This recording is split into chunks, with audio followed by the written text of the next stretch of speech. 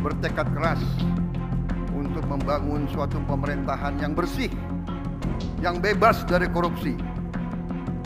Saya akan melawan korupsi dengan sekeras-kerasnya dan dengan segala tenaga dan upaya yang bisa saya kerahkan tanpa pandang bulu.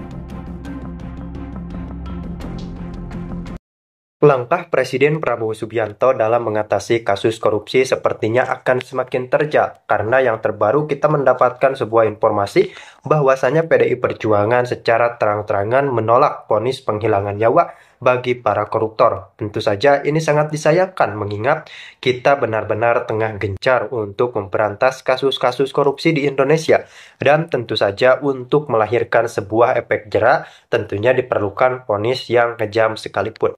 Mengingat kita memang dihadapkan dengan kasus korupsi yang bersifat kejahatan yang sangat-sangat luar biasa. Apalagi Pak Prabowo memandang korupsi sebagai kasus yang memang tidak bisa ditoleransi. Terbukti dengan statement Pak Prabowo yang akan membangun penjara khusus koruptor, artinya memang koruptor di mata Pak Prabowo merupakan kejahatan yang sangat-sangat luar biasa kejamnya, maka dari itu hukumannya pun harus benar-benar setimpal.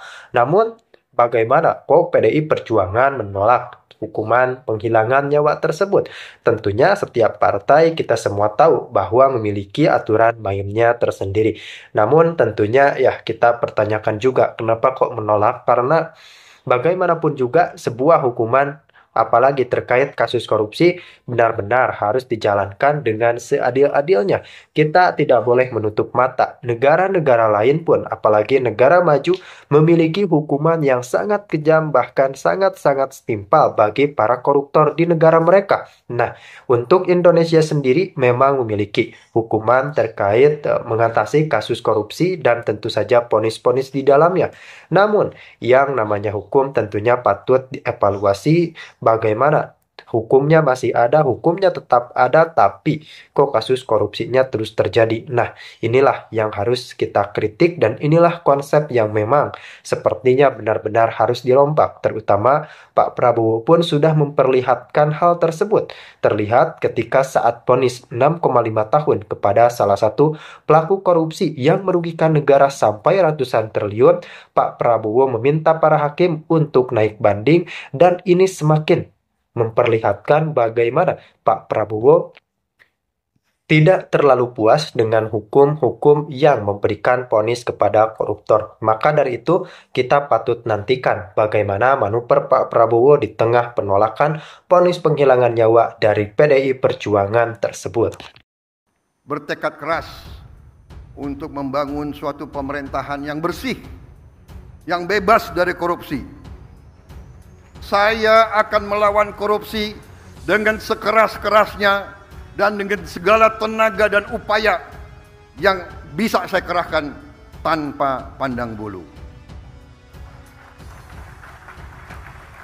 Karena Danantara Indonesia bukan sekedar sebuah badan pengelola investasi, melainkan harus menjadi instrumen pembangunan nasional yang akan mengoptimalkan cara kita mengelola kekayaan Indonesia.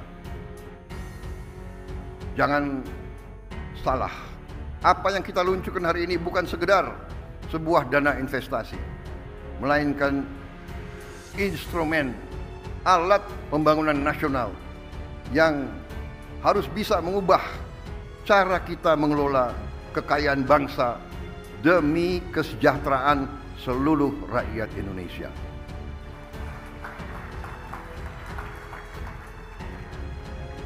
Kita telah membuktikan komitmen dalam mengelola kekayaan negara dengan disiplin keuangan yang ketat dan tata kelola yang bertanggung jawab.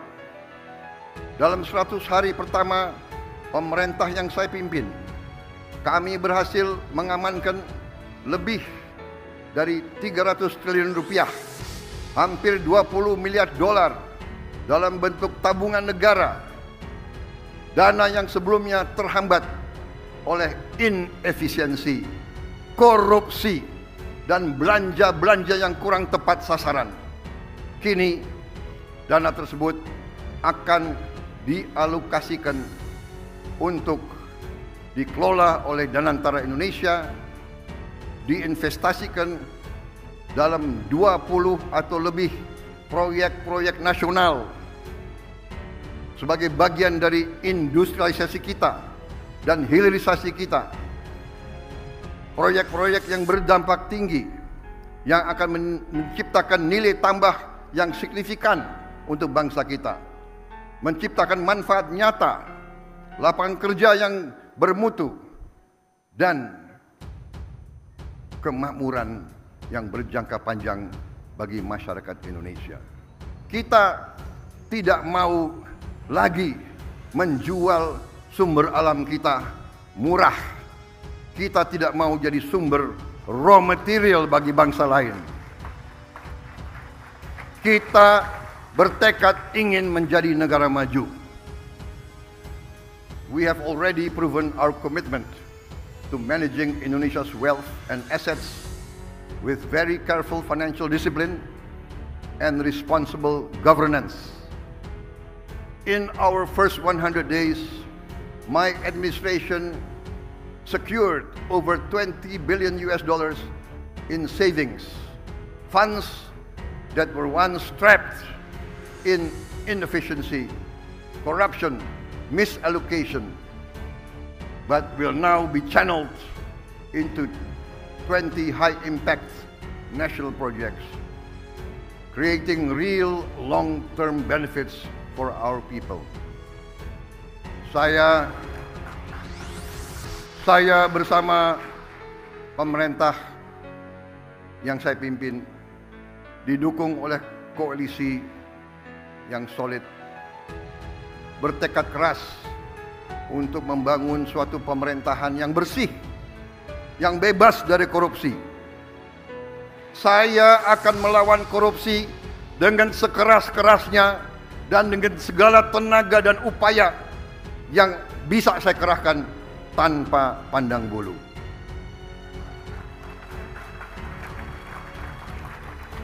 Prinsip yang sama akan menjadi fondasi dalam pengelolaan Danantara Indonesia. Visi untuk mengelola sumber daya nasional secara bijaksana bukanlah sesuatu yang baru. Tidak lama setelah kemerdekaan, para pendiri bangsa mendirikan Bank Industri Negara untuk membiayai sektor perkebunan, industri, pertambangan. Pendahulu-pendahulu kita telah lama investasi dalam sektor-sektor strategis. Presiden pertama kita mendirikan Institut Pertanian Bogor karena memandang pertanian sebagai sektor strategis. Bung Karno pernah mengatakan, "The stomach cannot wait." Kita tidak boleh mengizinkan kelaparan yang ada di Indonesia. Presiden kita pertama pun yang membesarkan Institut Teknologi Bandung karena kita untuk merdeka, untuk sejahtera harus menguasai teknologi. Presiden kedua meneruskan pembangunan dan semua presiden-presiden kita membawa kita sampai kita sekarang hari ini bisa meluncurkan Danantara Indonesia. Presiden Habibie, Presiden Abdurrahman Wahid, Presiden Megawati, Presiden Susilo Bambang Yudhoyono, Presiden Susilo Bambang Yudhoyono dan Presiden Joko Widodo semua telah memberi peran dan memberi sumbangan yang sangat besar bagi bangsa Indonesia. Dan sekarang jatuhlah kepada kami untuk mengamankan fondasi-fondasi yang telah dibangun dan untuk meneruskan mencapai cita-cita kita menjadi negara sejahtera, rakyat kita